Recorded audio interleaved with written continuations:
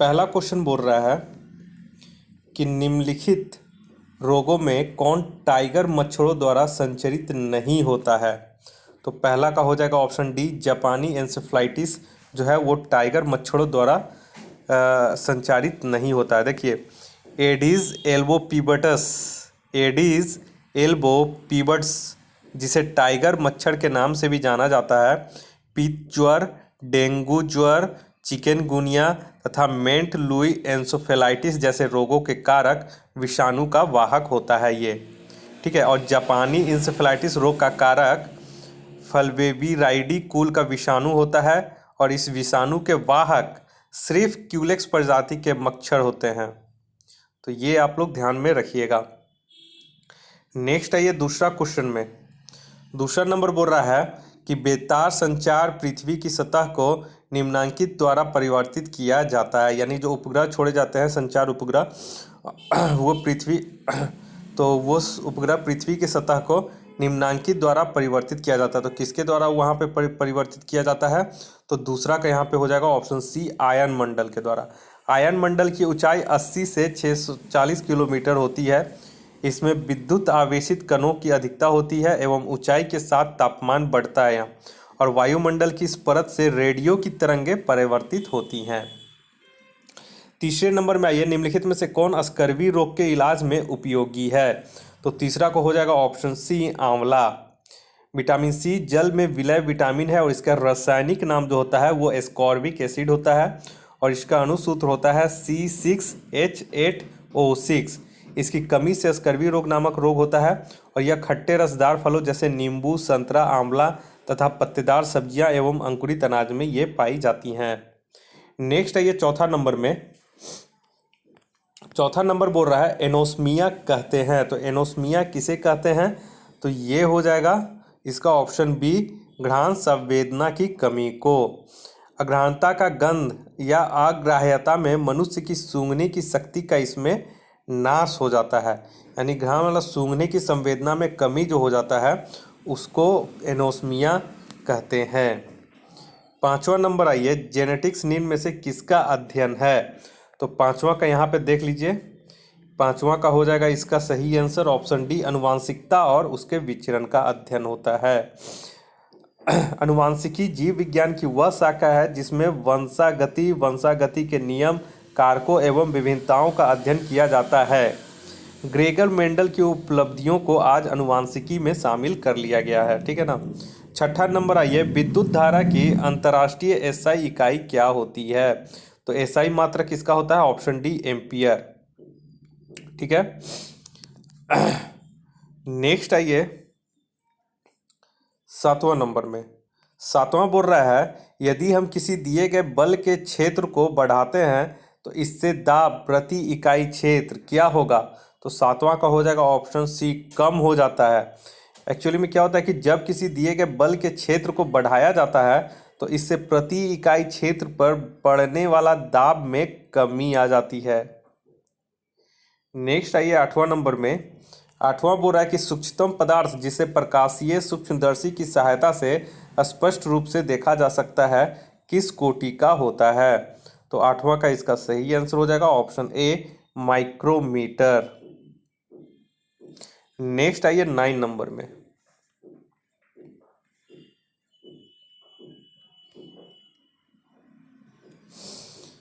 9 number बोल रहा है कि इनमें से कौन एक कवकी रोग है? तो 9 का हो जाएगा ऑप्शन ए, दाद।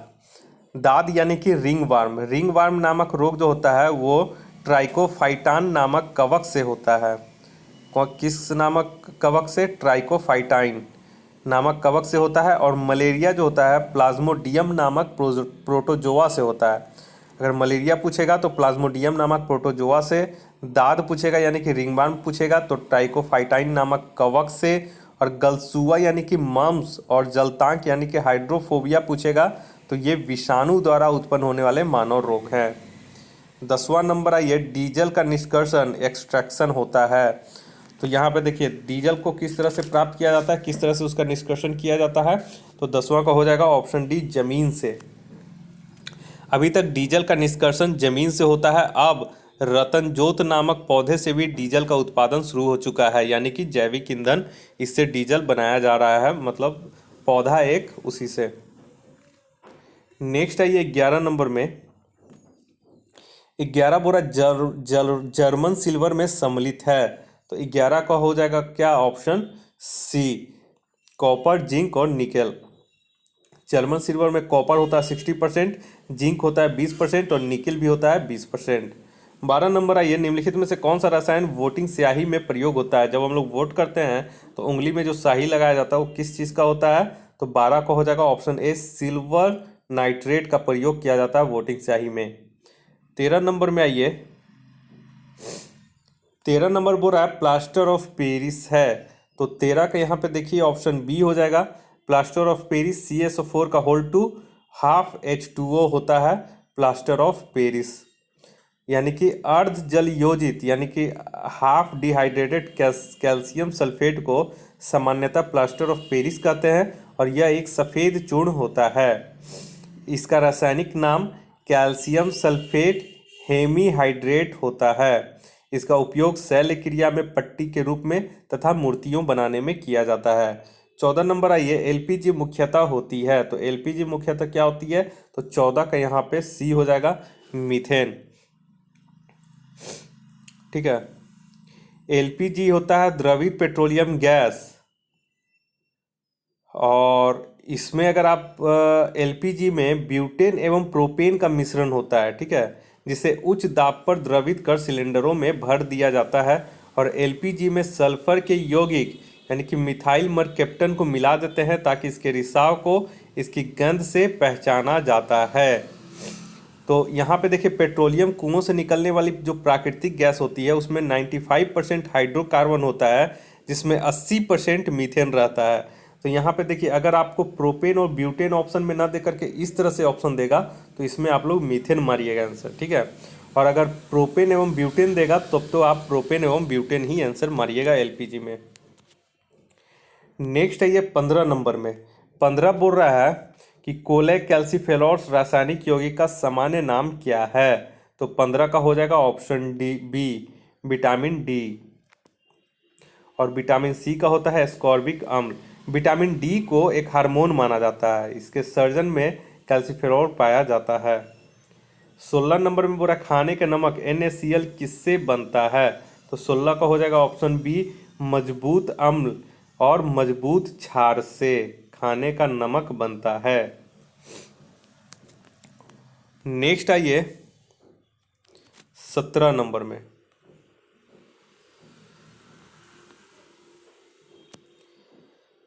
17 नंबर बोल रहा है यहाँ पे,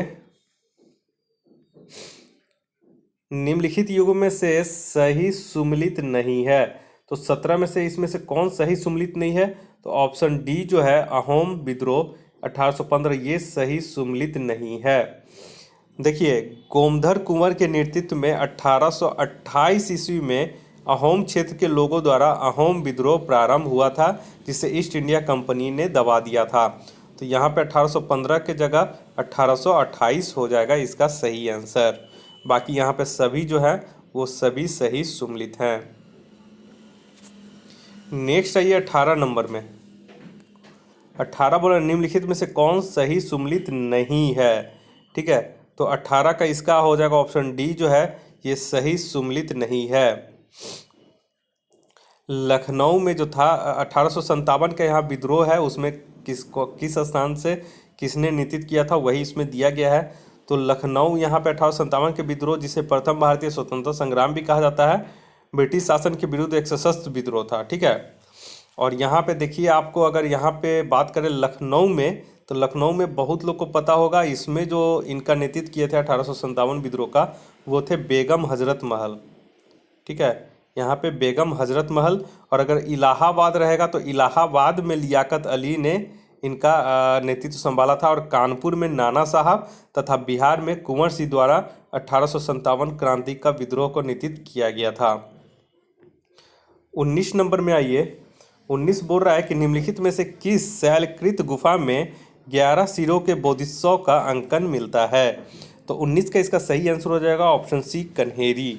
कन्हेरी की गुफा जो मुंबई के निकट संजय गांधी राष्ट्रीय उद्यान परिसर में सालसेट द्वीप पर अवस्थित है, जिसे पर्वत की चट्टानों को काटकर बौद्धों का चैत्यगृह बनाया गया है। इसका निर्माण 3वीं शताब्दी ईसा पूर्व के मध्य में हुआ है। इसी गुफा में 11 सिरों वाले बोधिसत्व का शैलांकन किया गया है।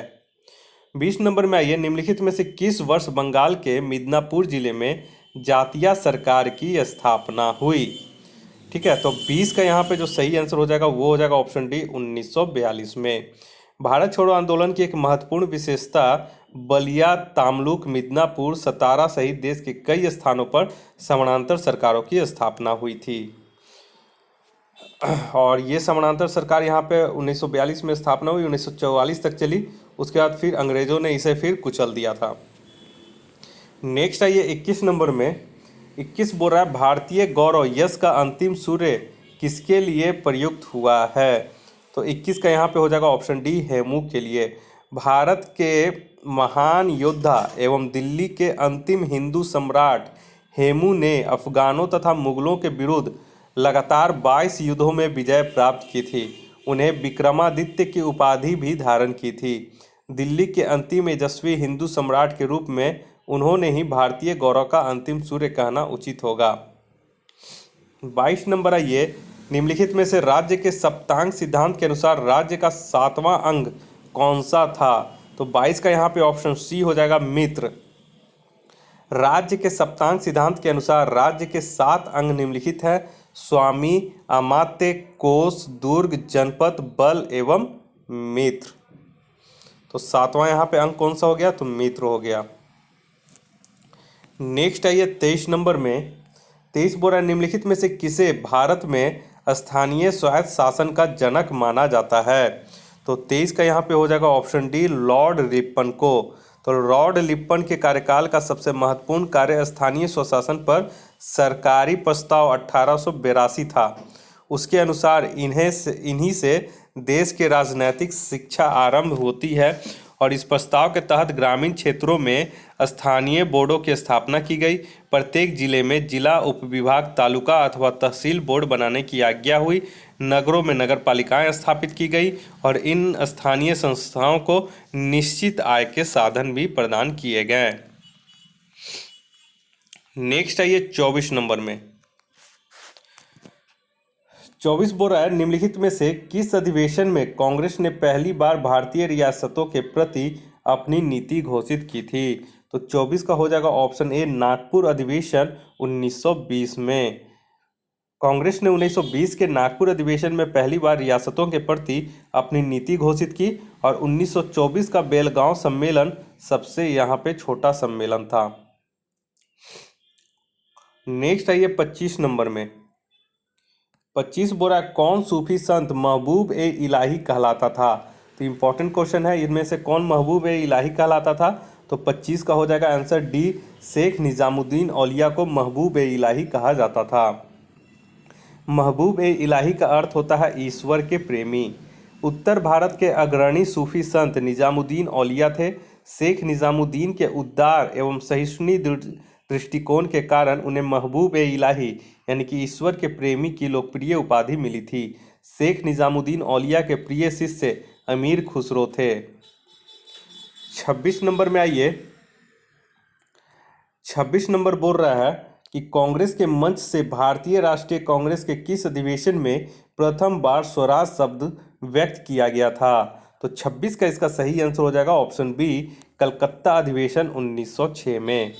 प्रथम बार स्वराज शब्द का प्रयोग बाल गंगाधर तिलक द्वारा किया गया था और दादा भाई नौरोजी ने स्वराज शब्द की व्याख्या करते हुए इसे कलकत्ता अधिवेशन 1906 में ही भारतीय राष्ट्रीय कांग्रेस का लक्ष्य बताया था। 27 नंबर में आइए। 27 नंबर बोला, इनमें से कौन गुप्त काल में औषधि के क्षेत्र में अपने कार्य के लिए जाने जाते हैं? गुप्त काल में, तो 27 का इसका हो जाएगा ऑप्शन ए सुश्रुत। गुप्त काल में चिकित्सा के क्षेत्र में दो महत्वपूर्ण नाम थे, एक चरक व दूसरा सुश्रुत। सुश्रुत जो थे वो 600 ईसा पूर्व में भारत के पहले चिकित्सक थे। इनकी पुस्तक सुश्रुत संहिता संस्कृत में लिखित चिकित्सा का महत्वपूर्ण ग्रंथ है। यह आयुर्वेद एवं शल्य चिकित्सा का प्राचीन संस्कृत ग्रंथ है। सुश्रुत, त्वचारोपण तंत्र, प्लास्टिक सर्जरी तथा मोतियाबिंद के भी विशेषज्ञ थे। उनको शल्य चिकित्सा का जनक भी कहा जाता है। 28 नंबर में आइए, रविन्द्रनाथ टैगोर ने अपनी नाइटहुड उपाधि किस कारण त्याग दी? तो ये पिछले भी टेस्ट में बताया था। तो 28 का इसका हो जाएगा ऑप्शन सी, जलियांवाला बाग हत्याकांड के कारण। और जलियांवाला बाग हत्याकांड कब हुआ था? तो ये 13 अप्रैल 1919 ईस्वी को ये हुआ था। नेक्स्ट आइए 29 नंबर में। 29 नंबर बोल रहा है कि भारतीय राष्ट्रीय कांग्रेस की प्रथम महिला अध्यक्ष कौन थी? तो 29 का यहाँ पे ऑप्शन बी हो जाएगा, Shrimati Annie Besant. Shrimati Annie Besant ने कांग्रेस के कलकत्ता अधिवेशन 1917 की अध्यक्षता की थी, जबकि पहली भारतीय महिला अध्यक्ष श्रीमती सरोजनी नायडू थी, जिन्होंने 1925 ईस्वी के कानपुर अधिवेशन की अध्यक्षता की थी। तो इसका जो एक्सप्लेनेशन है बहुत ही इंपॉर्टेंट है। 30 नंबर आइए। 30 नंबर बोल रहा है कि किस सुल्तान ने जमीन में फसल की नपाई का आधा राजस्व के रूप में दावा किया? तो ये हो जाएगा ऑप्शन सी, अलाउद्दीन खिलजी ने। 31 नंबर बोल रहा है, जलियांवाला बाग नरसंहार किस गांधीवादी सत्याग्रह के संबंध में हुआ? तो यहाँ पे देखिए 31 का जो सही आंसर हो जाएगा वो हो जाएगा यहाँ पे ऑप्शन बी, रॉलेट सत्याग्रह। ठीक है, बी के संबंध में। जलियांवाला बाग नरसंहार रॉलेट सत्याग्रह के संबंध में हुआ था। रॉलेट एक्ट 1919 भारत में राष्ट्रवादी आंदोलन को दबाने के उद्देश्य से निर्मित किया गया था। इसके विरोध में पंजाब के जलियांवाला बाग में 13 अप्रैल 1919 को सभा आयोजित की गई थी और उस सभा पर जनरल डायर ने गोली चलवाने का आदेश दे दिया था, जिसमें हजारों लोग शहीद हो गए थे। नेक्स्ट है ये 32 नंबर में, बोरा दक्षिण भारत के मंदिरों के आकर्षक द्वार क्या कहलाते हैं? तो 32 का यहाँ पे हो जाएगा ऑप्शन बी, गोपुरम। दक्षिण भारत के मंदिर मुख्यतः द्रविड़ शैली में पाए जाते हैं और उत्तर भारत के जो मंदिर होते हैं वो नागर शैली में पाए जाते हैं। ठीक है,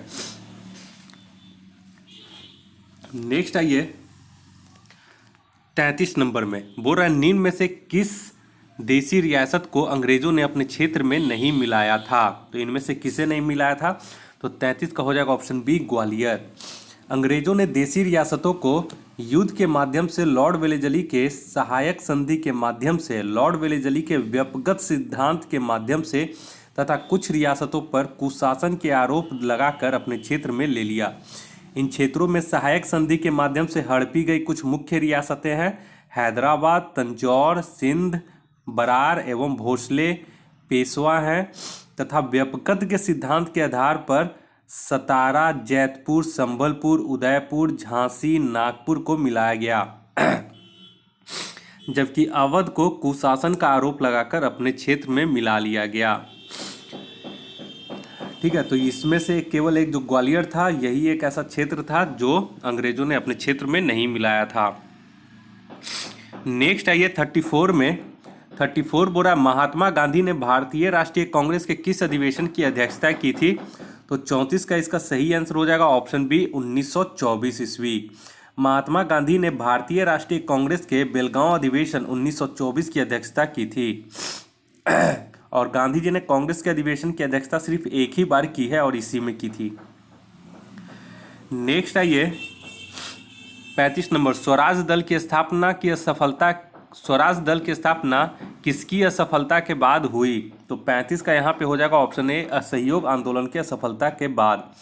स्वराज दल की स्थापना असहयोग आंदोलन के असफल होने के बाद 1923 ईस्वी में हुई और इसकी स्थापना का श्रेय CR दास उसके अध्यक्ष थे तथा मोतीलाल नेहरू उसके सचिव थे को जाता है। नेक्स्ट आइए 36 नंबर में। 36 बोल रहा है कि गुप्त सम्राट जिसने हुणों को पराजित किया था, तो वो कौन गुप्त सम्राट है? तो 36 का हो जाएगा ऑप्शन सी, स्कंद गुप्त ने हुणों को पराजित किया था। हुण मध्य एशिया के खानाबदोश जाति थे और हुणों से युद्ध 455 ईस्वी में हुआ जिसमें स्कंद गुप्त सफल रहा और इसकी जानकारी जूनागढ़ अभिलेख से मिलती है। 37 नंबर आइए, वह मुगल सम्राट जिसका 2 बार अभिषेक हुआ कौन था? तो 37 का इसका हो जाएगा ऑप्शन डी, औरंगजेब। औरंगजेब का पहला राज्याभिषेक 31 जुलाई 1658 ईस्वी को आगरा में हुआ था। देवराय के युद्ध में सफल होने के बाद 15 मई 1659 ईस्वी को औरंगजेब ने दिल्ली में प्रवेश किया और शाहजहां के शानदार महल में जून 1659 ईस्वी को दूसरी बार राज्याभिषेक करवाया। नेक्स्ट आइए 38 नंबर में। 38 बोल रहा है, निम्नलिखित में कौन स्ववासान संरक्षण रणनीति का उदाहरण नहीं है? तो 38 का हो जाएगा ऑप्शन बी, वनस्पतिक बाग। स्ववासान संरक्षण, इससे अभिप्राय जीवों को उनकी वास्तविक परिस्थितियों जैसे जंगलों या प्राकृतिक आश्रय स्थलों, राष्ट्रीय प्राणी उद्यान और वन्य जीवन अभ्यारण्य में संरक्षित करने से है। और बाह्य स्थानिक संरक्षण या जीवों को कुछ विशेष परिस्थितियों या स्थानों जैसे वनस्पतिक बाग, चिड़ियाघर या जीन बैंक में संरक्षित करने की अवधारणा है। नेक्स्ट आइए 39 नंबर में। 39 बोल रहा है, निम्नलिखित राज्यों में कौन सड़कों की लंबाई में भारत में प्रथम पायदान पर है? तो 39 का हो जाएगा ऑप्शन ए, महाराष्ट्र। महाराष्ट्र में कुल सड़क की लंबाई करीब है 6,13,418 किलोमीटर और दूसरे स्थान पे है उत्तर प्रदेश 4,22,412 किलोमीटर। नेक्स्ट आइए 40 नंबर में। 40 बोल रहा है, निम्नलिखित में कौन लॉरेंज वर्क द्वारा मापा जाता है? तो 40 का यहाँ पे देख लीजिए, इसका आंसर डी हो जाएगा। आय की विषमता लॉरेंज वर्क के द्वारा मापा जाता है। लॉरेंज वर्क ने मैक्स ओ लॉरेंज ने धन और आय की विषमता का अध्ययन करने के लिए इसका प्रतिपादन लॉरेंज वर्क का किया था। उनके नाम पर ही इसे लॉरेंज वर्क कहते हैं। इस वर्क का प्रयोग आय, धन, मजदूरी, लाभ, पूंजी तथा उत्पादन आदि के वितरण का अध्ययन करने के लिए किया जाता है। नेक्स्ट आइए 41 नंबर में। 41 बोल रहा है, निम्नलिखित में से कौन सही सुमेलित नहीं है? तो इसका हो जाएगा ऑप्शन सी जो है ये सही सुमेलित नहीं है। तो यहाँ पे एक चीज़ देख लीजिए, सीपिकला दर्रा जो है हिमाचल प्रदेश में है, सही है। बामडिल्ला दर्रा अरुणाचल प्रदेश में है, सही है। जोजिल्ला दर्रा यहाँ पे जम्मू कश्मीर में है स्थित है, ये सही है। नाथुला दर्रा जो है वो आपका सिक्किम में स्थित है, ठीक है। ये मेघालय नहीं होगा, यहाँ पे नाथुला दर्रा सिक्किम राज्य में। 42 नंबर आइए। 42 बोल रहा है कि सूची 1 को सूची 2 से सुमेलित कीजिए तथा नीचे दिए गए कोड से सही उत्तर चुनिए।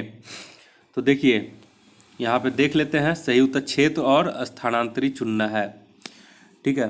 तो देखिए पश्चिमी घाट हो जाएगा, यहाँ पे स्थानांतरी में कुमारी हो जाएगा, ठीक है। चौथा नंबर बी में देखिए दक्षिण पूर्वी राजस्थान वलतरे हो जाएगा, सी का 2। उत्तरी पूर्वी भारत में झूम हो जाएगा और मध्य प्रदेश तथा छत्तीसगढ़ में डाहिया हो जाएगा। तो इस हिसाब से जो इसका आंसर हो जाएगा वो हो जाएगा हमारा ऑप्शन ए। नेक्स्ट आइए 43 में। निम्नलिखित में से किस राज्य में नलकूपों द्वारा सिंचित भूमि क्षेत्र सबसे अधिक है? तो 43 का जो इसका सही आंसर हो जाएगा वो हो जाएगा आपका option C, Uttar Pradesh. Next आइए 44। और देखिए उत्तर प्रदेश सबसे अधिक सिंचाई नलकूपों द्वारा होती है उत्तर प्रदेश में। अगर प्रतिशत की दृष्टि से बात करें तो प्रतिशत की दृष्टि से पंजाब प्रथम स्थान पर और उत्तर प्रदेश द्वितीय स्थान पे आ जाएगा। 44 नंबर में देखते हैं। 44 नंबर बोला, भारत के पश्चिमी तटीय मैदान के उत्तरी भाग को जिस अन्य नाम से भी जाना जाता है वह है। तो 44 का यहाँ पे हो जाएगा ऑप्शन सी, कोंकण तट। देखिए कोंकण तट महाराष्ट्र से गोवा उत्तरी तक फैला हुआ है, मलाबार तट केरल, कोरोमंडल तट तमिलनाडु, उत्तरी सरकार तट आंध्र प्रदेश राज्य में है। और उत्तरी सरकार एक है, उत्तरी सरकार तट का विस्तार गोदावरी डेल्टा से उत्तरी तटीय भाग तक है, जबकि कोरोमंडल तट कन्याकुमारी से कृष्णा डेल्टा तक विस्तारित है। 45 नंबर में आइए। 45 बोल रहा है कि निम्नलिखित में से कौन सुमेलित नहीं है? तो 45 का यहाँ पे बी जो हो जाएगा वो सही सुमेलित नहीं है, बाकी सभी जो इसमें है वो सभी सुमेलित है। देखिए कोलोराडो नदी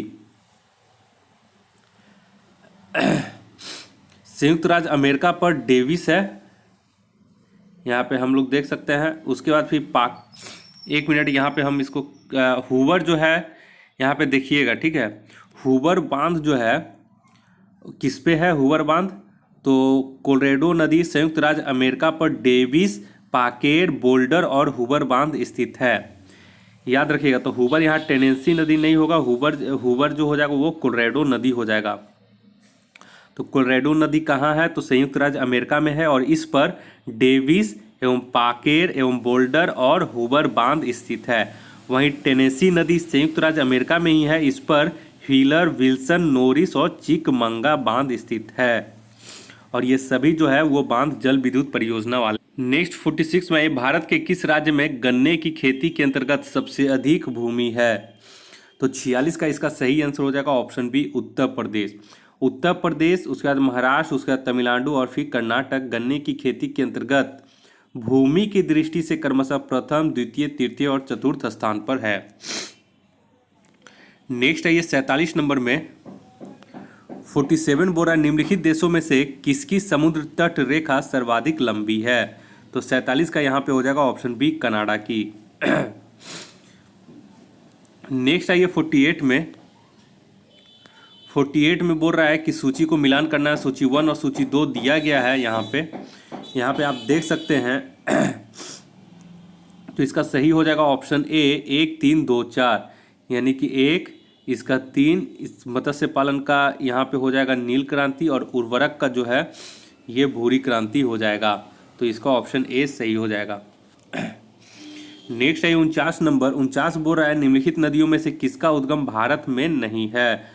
तो 49 के यहाँ पे देख लीजिए, इसका ऑप्शन ए, सतलज नदी का जो उद्गम है वो भारत में नहीं है। सतलज नदी का उद्गम मानसरोवर झील तिब्बत के समीप स्थित राक्षस ताल से है, और यह शिवालिक पर्वत श्रृंखला को काटती हुई पंजाब में प्रवेश करती है, तथा लुधियाना तथा फिरोजपुर इसके तटवर्ती नगर हैं। 50 नंबर में आइए, इसमें भी सूची 1 और सूची 2 का मिलान करना है। खनन क्षेत्र और खनिज है यहाँ पे। तो देखिए 50 का जो सही आंसर हो जाएगा वो हो जाएगा ऑप्शन ए, गुरुम हिसानी जो हो जाएगा लौह अयस्क हो जाएगा। तलचर जो है ये आपका तलचर जो है कोयला के क्षेत्र के लिए हो जाएगा। जादूगोड़ा जो है यूरेनियम के लिए हो जाएगा, और जावर जो है वो सीसा के लिए हो जाएगा प्रसिद्ध। नेक्स्ट आइए 51 नंबर में, 51 बोला भारत में धारणीय विकास के दृष्टिकोण से विद्युत उत्पादन का सबसे अच्छा स्रोत कौन सा है? तो 51 का हो जाएगा ऑप्शन सी, जल विद्युत। भारत में धारणीय विकास के दृष्टिकोण से विद्युत उत्पादन का सबसे अच्छा स्रोत जल विद्युत है। एक तो उससे प्रदूषण नहीं होता है, और दूसरा इसके शीघ्र खत्म होने की संभावना नहीं होती है। नेक्स्ट है ये 52 में, 52 नंबर बोल रहा है कि निम्न में से कौन नदी रिफ्ट घाटी से होकर बहती है? तो 52 का यहाँ पे हो जाएगा ऑप्शन सी, नर्मदा नदी।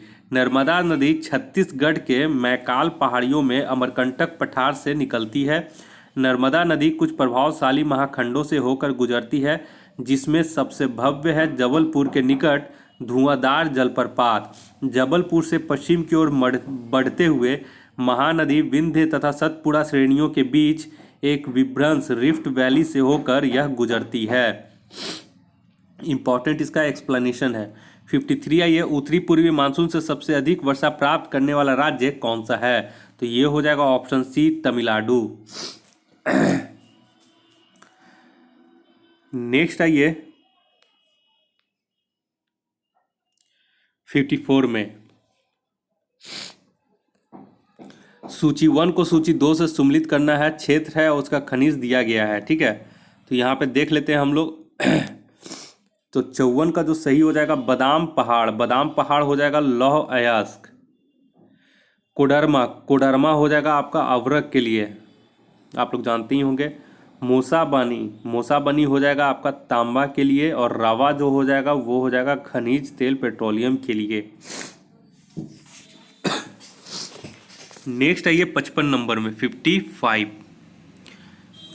बोल रहा है पृथ्वी की जुड़वा बहन कहे जाने वाले ग्रह का नाम क्या है? तो ये आप लोग को पता होगा। 55 का हो जाएगा ऑप्शन बी, शुक्र।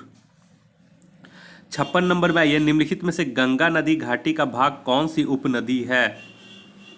तो 56 का हो जाएगा यहाँ पे ऑप्शन बी, उत्तरी कोयल नदी। उत्तरी कोयल नदी रांची के पठार से निकलती है। यह झारखंड के उत्तर पश्चिम में दाऊद नगर में सोन नदी से मिलती है तथा अंत में गंगा नदी में समाहित हो जाती है।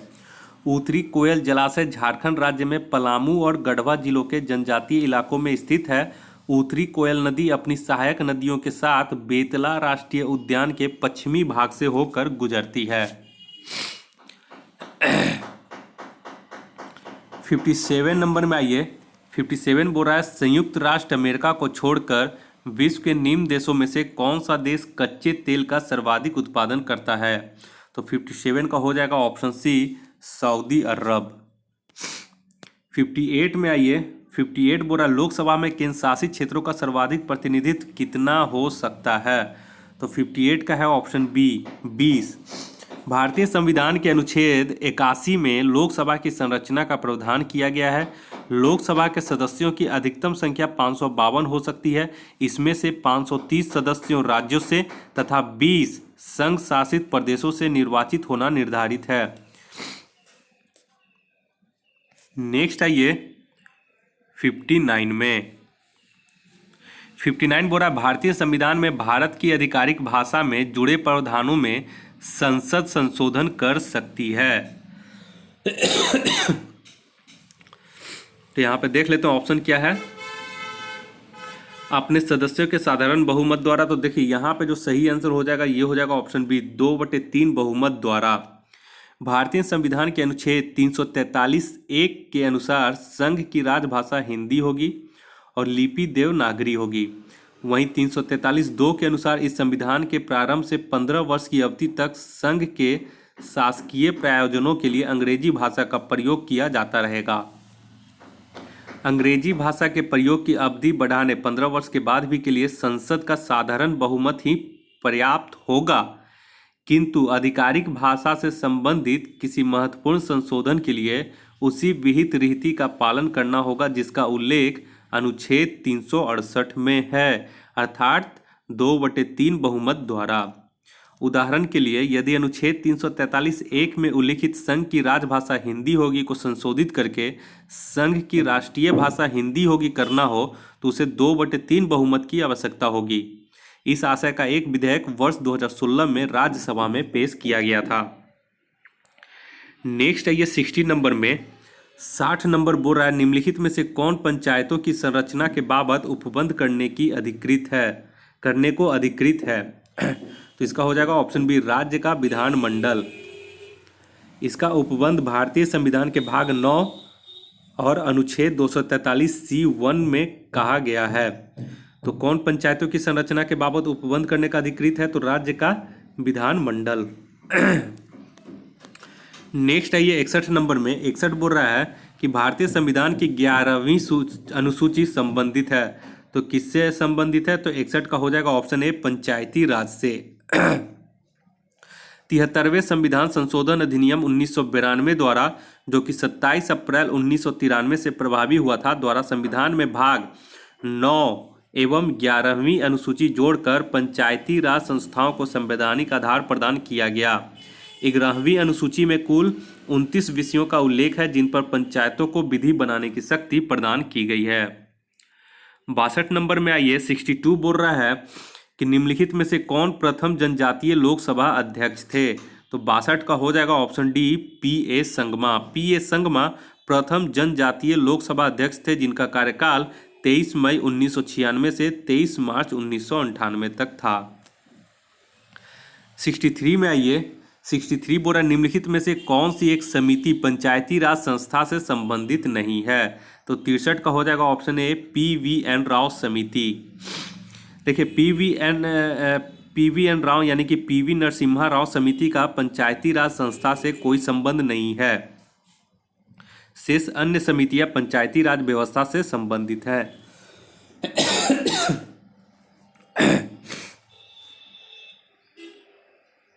नेक्स्ट है ये 64 में, 64 बोला, नवयुवकों द्वारा 18 वर्ष की आयु पर मताधिकार का पहली बार प्रयोग किया गया किस आम चुनाव में? तो 64 का हो जाएगा ऑप्शन सी, 1989 के चुनाव में। 61वें संविधान संशोधन अधिनियम 1989 द्वारा मताधिकार की आयु 21 वर्ष से घटाकर 18 वर्ष कर दिया गया। 18 वर्ष की आयु पर मताधिकार का पहली बार प्रयोग नवंबर 1989 यानी कि 1989 में संपन्न 9वीं लोकसभा के आम चुनाव में किया गया था। नेक्स्ट आइए 65 नंबर में 65 आइए, भारतीय संविधान के निम्नलिखित प्रावधानों में से कौन सा प्रावधान मंत्रिपरिषद की नियुक्ति तथा पदच्युति की विवेचना करता है? तो 65 का जो यहाँ पे हो जाएगा ये हो जाएगा ऑप्शन डी, अनुच्छेद 75।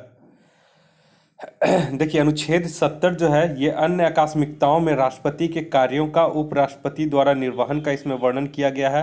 वहीं अनुच्छेद 72 में राष्ट्रपति द्वारा क्षमा, दंडादेश का निलंबन, परिहार या लघुकरण का वर्णन किया गया है। वहीं अनुच्छेद 74 में राष्ट्रपति की सहायता एवं सलाह देने के लिए मंत्रिपरिषद का वर्णन किया गया है। और अनुच्छेद 75 में मंत्रियों की नियुक्ति, पदच्युति एवं अन्य उपबंध किए गए हैं। क्वेश्चन नंबर 66 में आइए, निम्नलिखित संवैधानिक उपचारों में से किसे पोस्टमार्टम भी कहा जाता है?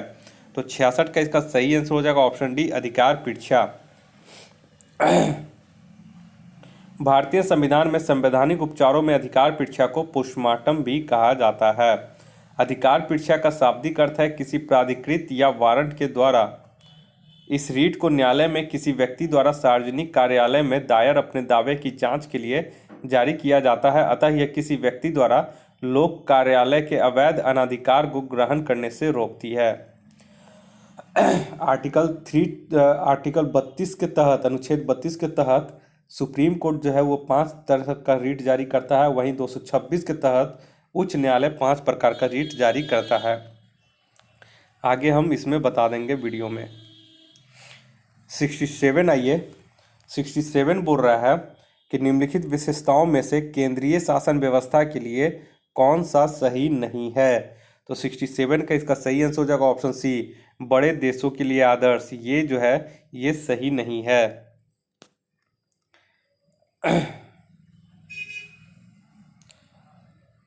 नेक्स्ट आइए 68 में। 68 बोल रहा लोकसभा का सदस्य चुने जाने के लिए एक व्यक्ति को किस आयु से कम नहीं होना चाहिए? तो 68 का हो जाएगा ऑप्शन सी, 25 वर्ष से कम नहीं होना चाहिए।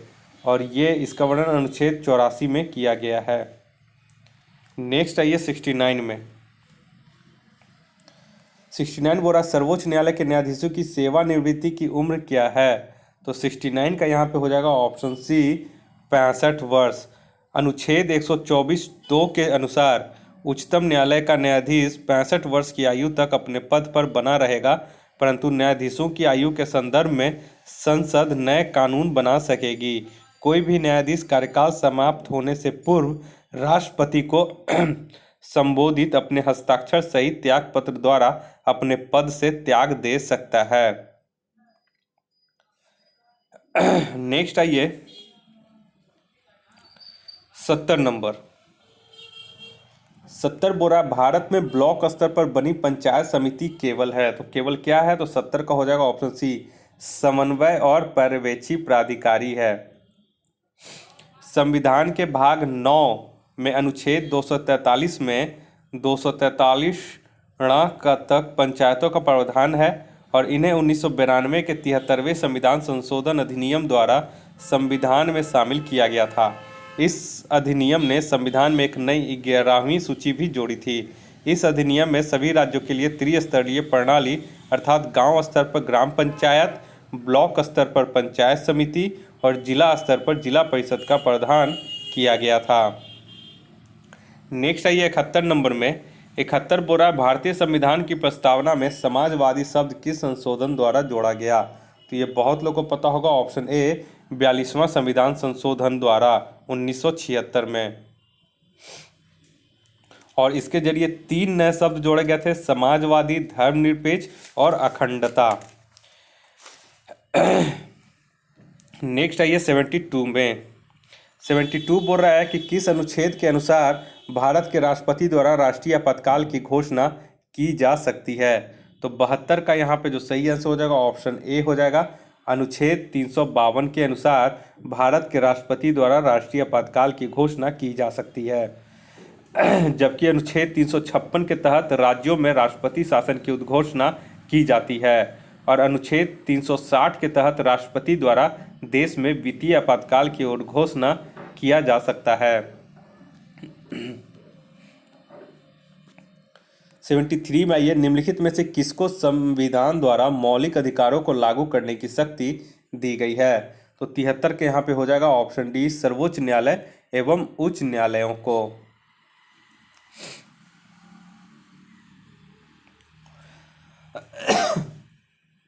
देखिए, संविधान द्वारा मौलिक अधिकारों को लागू करने की शक्ति सर्वोच्च न्यायालय एवं उच्च न्यायालय को है। इस शक्ति का प्रयोग न्यायालय 5 प्रकार के रीट जारी करके करता है। पहला बंदी प्रत्यक्षीकरण, दूसरा परमादेश, तीसरा प्रतिषेध, चौथा उत्प्रेषण तथा पांचवा अधिकार परीक्षा के माध्यम से।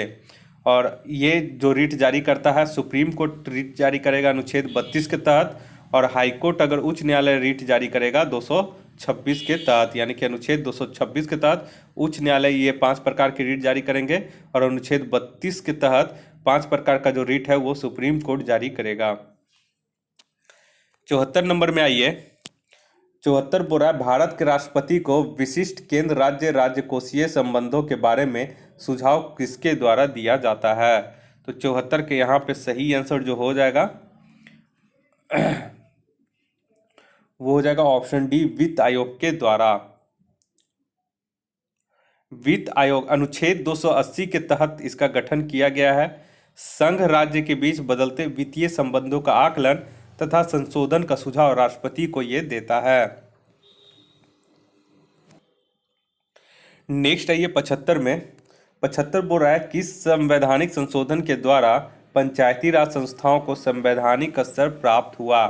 तो अभी पहले ही बता चुका हूं, तो 75 का इसका हो जाएगा ऑप्शन ए, 73वां संविधान संशोधन के द्वारा, और इसे 24 अप्रैल 1992 से लागू किया गया था। 76 नंबर आइए, 76 बोल रहा है भारतीय संविधान ने केंद्रीय सरकार की अधिशासी शक्तियों को किसमें निहित किया है?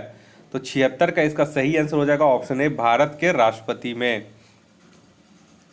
अनुच्छेद 53(1) के अनुसार केंद्र सरकार की अधिशासी शक्तियां राष्ट्रपति में निहित है, जिसका प्रयोग इस संविधान के अनुसार स्वयं या अपने अधीनस्थ अधिकारियों के द्वारा राष्ट्रपति करेगा।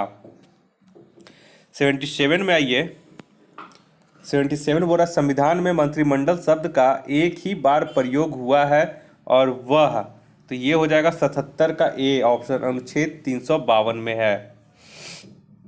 संविधान में मंत्रिमंडल यानी कि कैबिनेट शब्द का एक बार ही प्रयोग किया गया है, ठीक है, और ये केवल अनुच्छेद 352 के 3 के अंतर्गत किया गया है, जब राष्ट्रपति मंत्रिमंडल के परामर्श से आपात की उद्घोषणा करता है।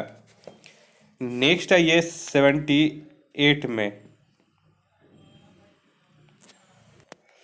78 नंबर क्वेश्चन बोल रहा है कि निम्नलिखित में से किस वर्ष में स्वावलंबन योजना प्रारंभ की गई थी? तो देखिए 78 का इसका जो सही आंसर हो जाएगा वो हो जाएगा ऑप्शन ए, 2010 ईस्वी में। असंगठित क्षेत्र के कामगारों के लिए स्वावलंबन योजना सरकार समर्थित सेवानिवृत्त पेंशन योजना है, जिसे 2010 में प्रारंभ किया गया था। 9 मई 2015 में अटल पेंशन योजना द्वारा इसे प्रतिस्थापित कर दिया गया है। 79 में आइए, 79 बोल रहा निम्नलिखित में से कौन फसलों के न्यूनतम समर्थन मूल्य निर्धारण संबंधी संस्तुति करता है? तो 79 का इसका सही आंसर हो जाएगा ऑप्शन सी, कृषि लागत एवं कीमत आयोग। 80 नंबर में आइए, निम्नलिखित में से कौन स्वयं सहायता समूह SHG बैंक लिंकेज कार्यक्रम का क्रियान्वित नहीं करता है? तो 80 का यहाँ पे सही आंसर हो जाएगा ऑप्शन ए, नाबार्ड।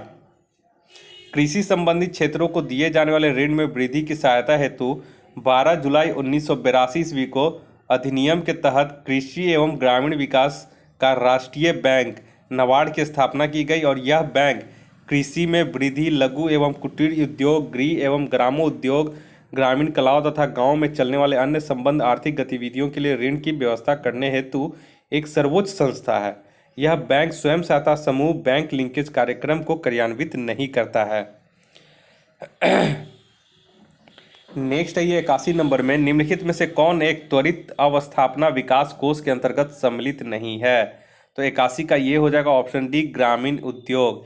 एक त्वरित अवस्थापना विकास कोष के अंतर्गत ग्रामीण जलापूर्ति, ग्रामीण सड़कें तथा ग्रामीण विद्युतीकरण सम्मिलित है, जबकि ग्रामीण उद्योग इसमें सम्मिलित नहीं है। नेक्स्ट है ये 82 में, 82 बोल रहा है निम्न में से किस वर्ष में असंगठित श्रमिक सामाजिक सुरक्षा अधिनियम पारित हुआ? तो 82 का इसका सही आंसर हो जाएगा ऑप्शन सी, वर्ष 2008 में। और इसका उद्देश्य था 93% असंगठित श्रमिकों को विभिन्न सरकारी योजनाओं द्वारा सामाजिक सुरक्षा प्रदान करना। 83 में ये गिल्ट एज में विपणन संबंधित है। तो गिल्ट एज किससे संबंधित है? तो 83 का हो जाएगा यहाँ पे ऑप्शन सी, सरकारी प्रतिभूतियों के व्यापार से। और इसमें प्रतिभूतियों का मूल्य स्थिर रहता है। भारतीय गिल्ट एज बाजार में प्रतिभूतियों का क्रय विक्रय आरबीआई के माध्यम से किया जाता है। इसे सरकारी प्रतिभूति बाजार भी कहते हैं, क्योंकि बाजार में क्रय विक्रय की जाने वाली प्रतिभूतियां सरकारी तथा अर्ध सरकारी दोनों होती हैं। 84 में ये छठी पंचवर्षीय योजना के दौरान निम्नलिखित में से कौन सा कार्यक्रम शुरू किया गया था? तो 84 का इसका सही हो जाएगा ऑप्शन ए, एकीकृत ग्रामीण विकास। भारत में पहली पंचवर्षीय योजना 1951 से 56 की अवधि तक लागू रही थी और इसी क्रम में वर्ष 1980 से 1985 तक की अवधि के लिए छठी पंचवर्षीय योजना लागू की गई, जिसमें गरीबी निवारण व रोजगार सृजन पर बल दिया गया। और इस पंचवर्षीय योजना के तहत एकीकृत ग्रामीण विकास योजना, समेकित ग्रामीण विकास कार्यक्रम और ग्रामीण क्षेत्रों में महिला व बच्चों को समन्वित विकास योजना आदि जैसे योजनाओं को लागू किया गया।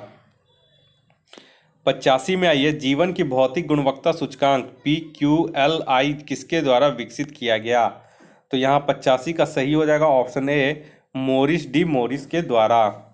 जीवन के भौतिक गुणवत्ता सूचकांक का प्रतिपादन सर्वप्रथम जॉन टीनवर्जन ने वर्ष 1976 में किया और इस सूचकांक को वैज्ञानिक रूप से विकसित करने का श्रेय मॉरिस डी मॉरिस को जाता है। इस सूचकांक के अंतर्गत 3 घटक होते हैं: जन्म के समय जीवन प्रत्याशा, मातृ मृत्यु दर तथा साक्षरता। 86 नंबर में आइए, वैश्वीकरण में सम्मिलित नहीं है। तो वैश्वीकरण में कौन सम्मिलित नहीं है? तो 86 का डी, सार्वजनिक क्षेत्र की इक्विटी का विनिवेश जो है ये वैश्वीकरण ग्लोबलाइजेशन में ये सम्मिलित नहीं है। 87 में आइए, 87 बोला भारत में सेवा कर किसकी सिफारिशों से लागू हुआ? तो ये इंपॉर्टेंट क्वेश्चन है। 87 का हो जाएगा इसका ऑप्शन बी, राजा जे चलैया समिति के सिफारिश पर। कर आधार को और विस्तृत करने के लिए राजा जे चलैया समिति की संस्तुति पर सेवा कर को 1994-95 की केंद्रीय बजट में शुरू किया गया। शुरू में 3 सेवाओं टेलीफोन, सामान्य बीमा तथा स्टॉक ब्रोकर्स को इसके दायरे में लाया गया था। इस समय इसके दायरे में 121 सेवाएं हैं जिन पर सेवा कर वसूला जाता है। नेक्स्ट नंबर आई 88 में, भारत में मध्य अर्धशतक मिड 50s में अपनाए गए महालनोबिस प्लांट मॉडल का उद्देश्य क्या था? तो 88 का इसका सही आंसर हो जाएगा ऑप्शन बी, भारी उद्योग की स्थापना करना जो पूंजी सघन थे।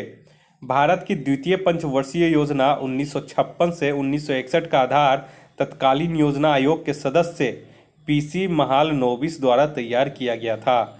इस योजना में उच्च विकास दर प्राप्त करने के लिए आधारभूत एवं भारी उद्योगों पर विशेष बल के साथ तीव्र औद्योगिकीकरण का मुख्य लक्ष्य बनाया गया था, जबकि प्रथम पंचवर्षीय योजना में मुख्य लक्ष्य कृषि विकास था।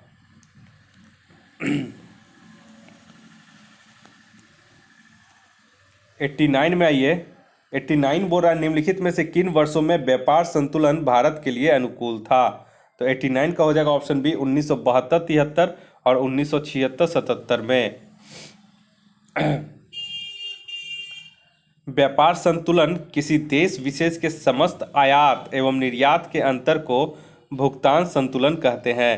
यदि आयात अधिक होता है तो उस देश की आर्थिक दशा घाटे में होती है, किंतु जब निर्यात अधिक होता है तो उस देश की आर्थिक दशा अच्छी होती है। नेक्स्ट है ये 90 नंबर इस टेस्ट का आखिरी क्वेश्चन। भारत में योजना अवकाश की अवधि थी, तो ये कब की कौन से पीरियड में थी? तो ऑप्शन बी था 1966 से 1969 के बीच, यानी 1966 से 1969 के बीच ये योजना अवकाश था। तृतीय पंचवर्षीय योजना जो 31 मार्च 1966 को समाप्त हो गई थी, लेकिन इसकी दुर्भाग्यपूर्ण असफलता के परिणाम स्वरूप 3 साल के नियोजन को स्थगित रखने की घोषणा की गई और इसके स्थान पर 3 वार्षिक योजनाएं लागू की गई। इसी को योजना अवकाश की संज्ञा दी गई। तो यहाँ पे ये टेस्ट सीरीज आपका ये वाला कंप्लीट